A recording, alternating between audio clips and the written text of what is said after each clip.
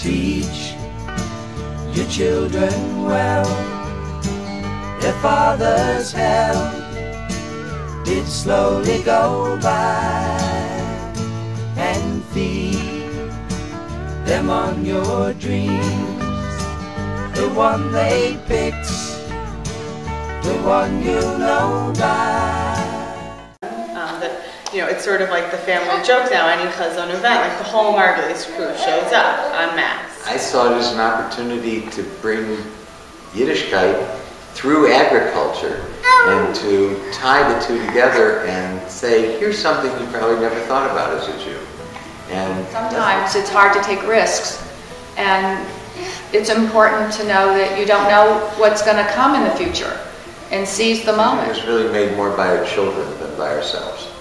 They knew more about this area of agriculture than we did. I didn't know what was wrong with putting pesticides and artificial fertilizers down. We went through a process like life. You go through a process. When we came here, when we came to our first food conference, there were a lot of sessions, and one of the sessions was with a person who was talking about land and young people mostly who wanted to go into farming and had no land.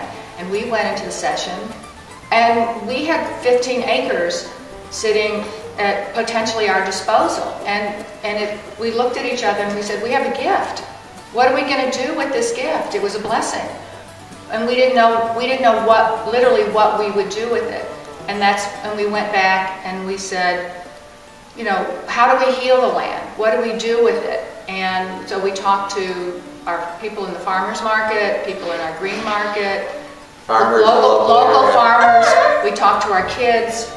And the outcome of that was, how do you heal the land? What can you do with it? So we said, let's make community plots out of it. So it was a process of who could use the land, how could it be used, and then we said, well, let's start doing some farming. Well, we were abject failures at farming. We hired a young man in the community, we planted some scraggly rows of crops, and very soon we said, what was our passion, which was education, and how do we go into that? And the epiphany was here at Isabella Friedman when we came to Sukkahfest to see our son Elon, who was a Teva educator, and we saw so many young people, 200 young people, who came to engage in the environment through Judaism. And they may have been connected to Israel, they may have been connected to Zionism, they may have been connected to Judaism, but they were connected to Judaism through a various stream of things. And we said, maybe we can do something in the Midwest, in the western suburbs, to, as Fred said, to connect people for a little bit of Jewish continuity in a different way, and reach through that through a different lens. And my parents, we have a poster in our home that my father received when he left the rabbinate that said, the two gifts you can give your children. There are two gifts you can give your children. One is roots and the other are wings.